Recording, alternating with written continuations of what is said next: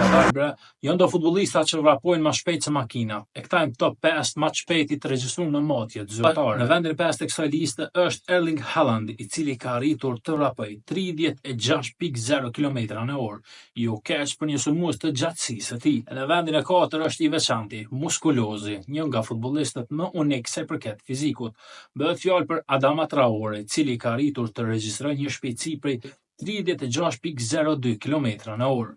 I shpejt është Alphonso Davies, andaj gjendet në vendin e 3 të kësaj liste. Majtaku ka arritur të regjistrojë një shpejtësi prej 36.5 km/h, andaj jo më kot konsiderohet si njëri nga mbrojtësit më të mirë në botë në pozitën e tij. Një emër ndoshta i befasishëm në këtë listë është Ashraf Hakimi, i cili ka arritur të vrapojë 36.5 km/h. Jo keq, ha? Kurse në vendin e parë është Detetima, i pandalshmi, njeriu i cili lë të gjithë mbrojtësit prapa. Bëhet fjalë për Kylian Mbappé, super sulmuesi francez, ka vrapuar 38.0 km/h. A thua me cilin marsh makinës duhet me vrapu kaq?